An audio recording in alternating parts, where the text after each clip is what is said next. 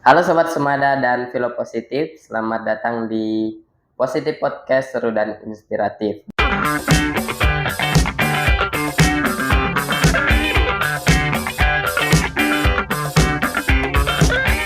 Bareng aku Luis. Hari ini kita kedatangan tamu yang spesial, yaitu Ketua OSIS SMA Negeri 2 Samboja dengan masa bakti tahun 2024 sampai 2025. Halo, perkenalkan nama saya Muhammad Dafa dari kelas 11-2 dan saya sudah menjabat sebagai Ketua OSIS kurang lebih selama 6 bulan.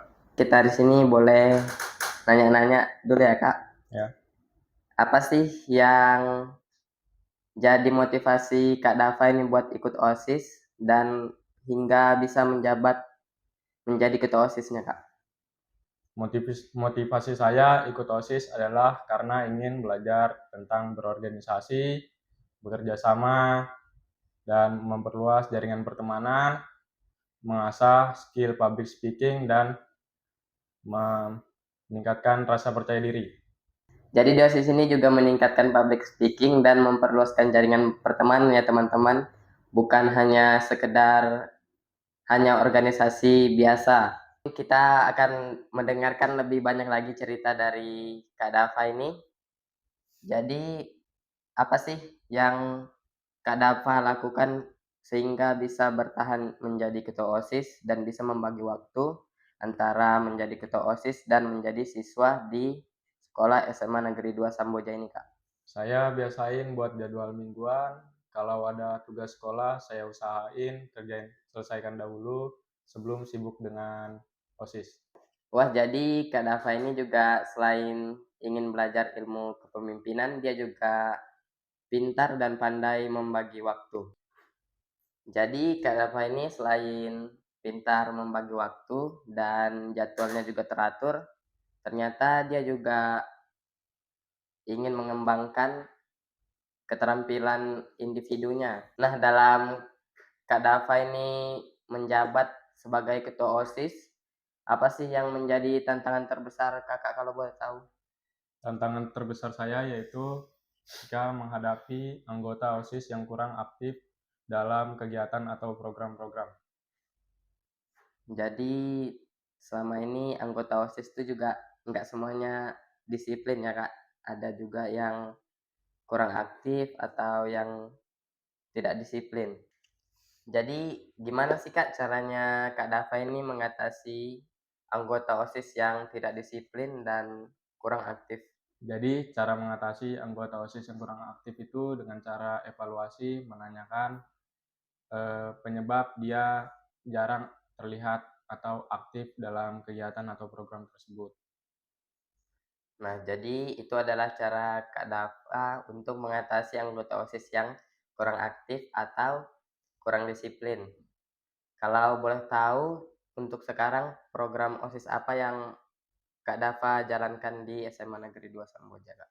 Yang sudah saya jalankan yaitu tentunya ada Classmeet, Sumpah Pemuda, dan ulang tahun sekolah.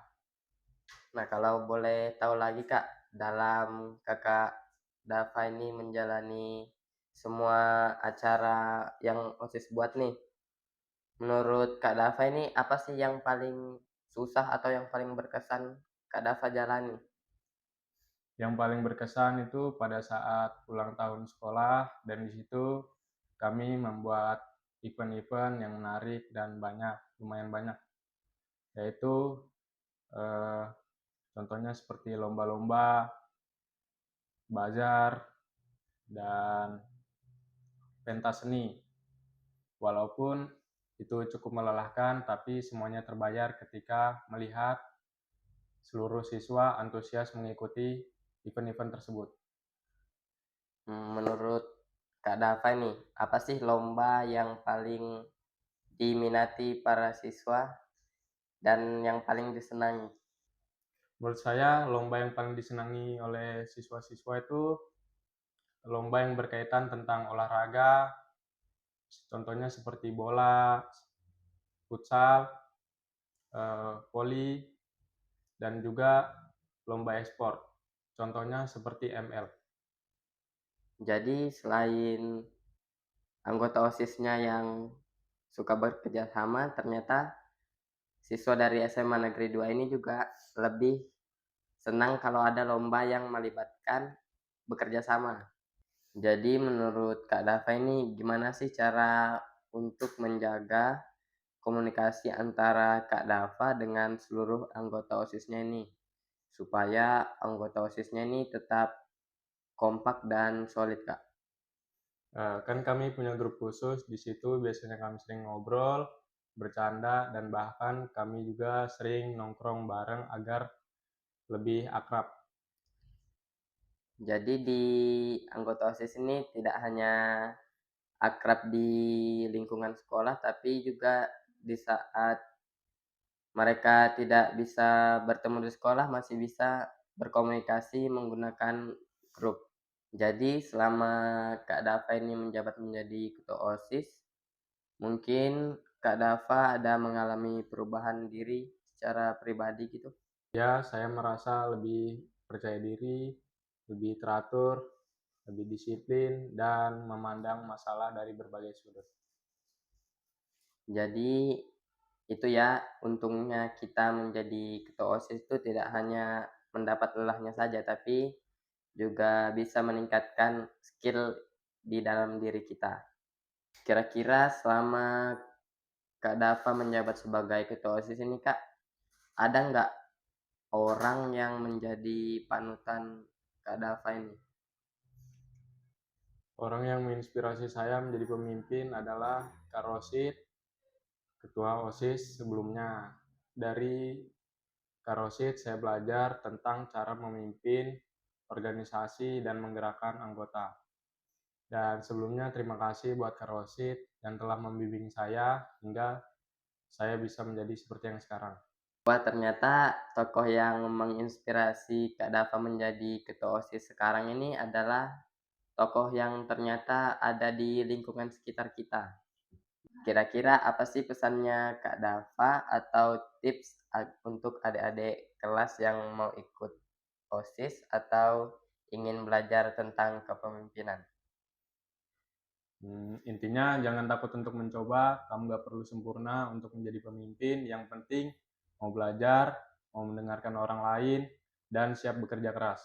Nah, sekarang kita masuk ke segmen fun question. Jadi di sini ada beberapa pertanyaan dari followers IG SMA Negeri 2 Samboja untuk Kak Dava ini. Jadi ada pertanyaan dari followers kita, Alicia dan Dwi. Selain kegiatan di sekolah menjadi OSIS, di luar sekolah kegiatannya apa?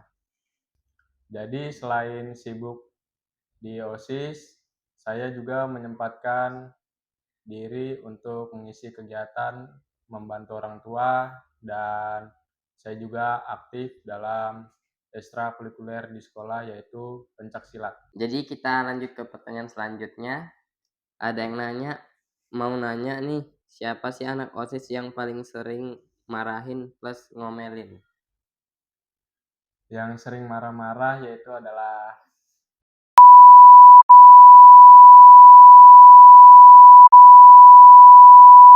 Nah, jadi setelah semua pengalaman Kak Dava ini menjadi ketua OSIS, ada nggak sih satu kata yang bisa menggambarkan pengalamannya Kak Dava ini selama menjadi ketua OSIS?